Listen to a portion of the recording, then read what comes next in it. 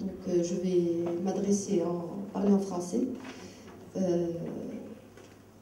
D'abord, je voudrais vous remercier vivement de votre présence parmi nous aujourd'hui. Je ne vais pas être très longue, je veux juste dire deux petits mots concernant l'objet de cette rencontre. Pour nous, le premier objet, c'est Madame le professeur Malika Benaradi et notre amie Malika Benaradi en même temps. Et je voudrais aussi dire que c'est une des fondatrices de notre association Josol, et qui a été membre du bureau de Josol et vice-présidente du Josol. Et donc, c'est grâce à elle en partie que Josol est aujourd'hui ce qu'est Josol, ce qui est vrai. Parenthèse fermée. Donc l'objet de cette rencontre, c'est Madame Malika Benaradi, au lendemain de la Constitution, de la sortie de la Constitution et au lendemain du référendum, nous nous sommes adressés au professeur Malika Benaradi pour lui demander de nous faire une étude sur la citoyenneté des femmes au Maroc. Et cette étude avait pour objectif principal la mise en œuvre de la Constitution de 2011. Alors, qu'est-ce qu'on voulait entendre par la mise en œuvre? C'est-à-dire que nous permettre de nous donner les outils qui vont nous permettre d'appliquer toutes les dispositions qui concernent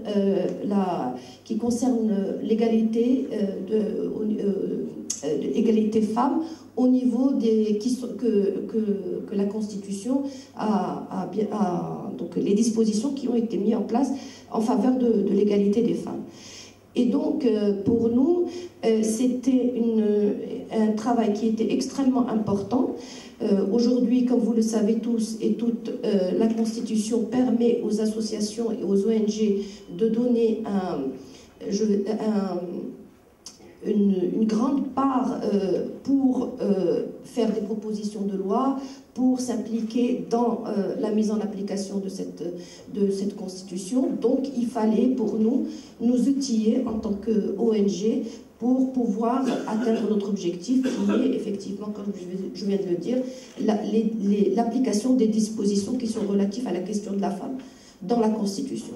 Aujourd'hui, donc, l'objectif de cette réunion, c'est une présentation de cette étude, une mise à niveau aussi pour tout le monde, pour qu'on puisse comprendre et pour qu'on puisse donc voir après cela les champs d'application, les champs de travail qui vont nous permettre d'appliquer ces dispositions.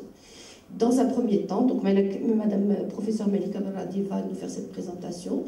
Ça va demander 1 heure à peu près, parce que c'est une étude qui est très riche, qui est très importante et qui regroupe et qui, pas uniquement le volet juridique, mais économique, social, culturel. Donc c'est une étude totalement complète et qui pour nous est extrêmement importante. Le deuxième volet de notre rencontre sera, à partir de cette étude, et à partir de notre plan d'action que nous avons donc validé dans notre dernière AG élective, voir comment nous allons travailler et comment nous allons appliquer et comment nous allons ouvrir des champs de travail concernant l'étude et en même temps concernant les autres axes qui nous semblent aussi très importants dans notre association. Et comment constituerons-nous des groupes de travail qui vont se pencher sur donc la mise en place de cette étude et en même temps les axes de travail de notre association. Voilà, donc je ne voulais pas être trop longue. Je vais laisser Madame professeure Malika Benaradi pour nous présenter son étude.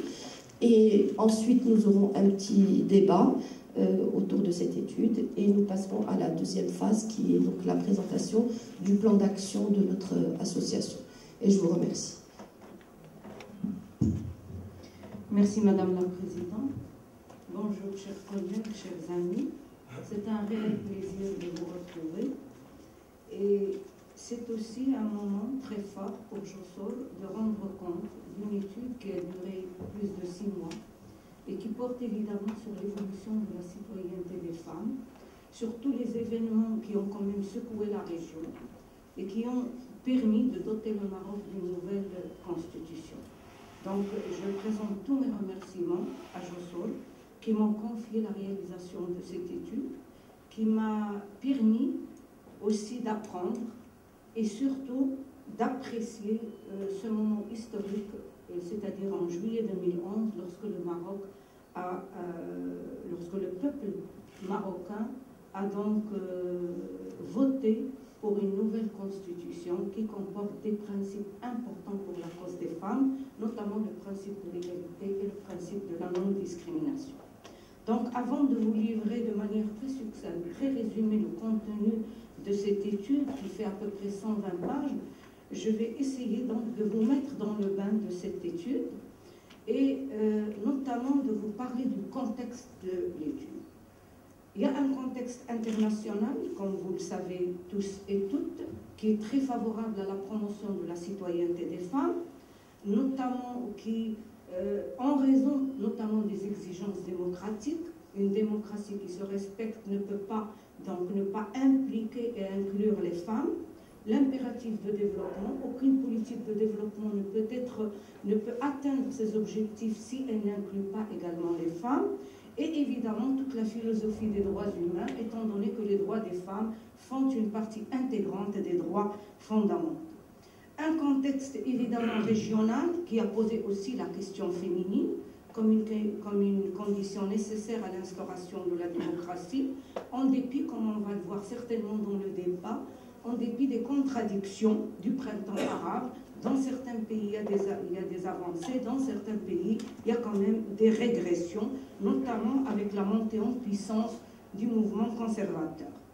Un contexte national où la question féminine constitue une préoccupation majeure. Elle a mobilisé depuis le gouvernement de l'alternance toutes les composantes de la société marocaine, particulièrement le mouvement des femmes.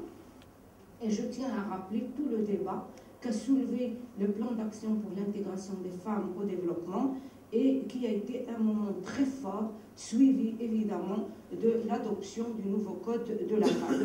Et évidemment, dans ce contexte national, il y a l'adoption de la nouvelle constitution marocaine qui exprime évidemment la préoccupation de la citoyenneté des femmes. Les objectifs de l'étude, comme l'a dit Madame la Présidente, c'est d'abord rendre compte des avancées, notamment la dernière décennie a connu quand même des avancées assez significatives par rapport à la citoyenneté des femmes. On essaiera évidemment d'analyser tous les obstacles à cette citoyenneté, et notamment en interrogeant toutes les générations de droits, les droits économiques, les droits sociaux, les droits politiques, les droits culturels, les droits civils. On essaiera donc de faire ressortir les défis à relever pour finalement une mise en œuvre de la nouvelle constitution.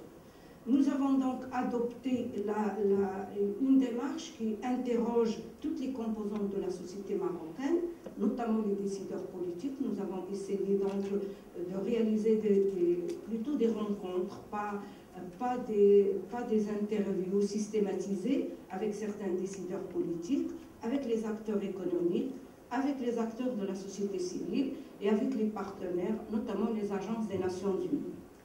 L'approche privilégiée, évidemment, c'est l'approche genre qui interroge la construction des rapports sociaux de sexe, les politiques publiques adoptées pour justement souligner les écarts et le milieu urbain.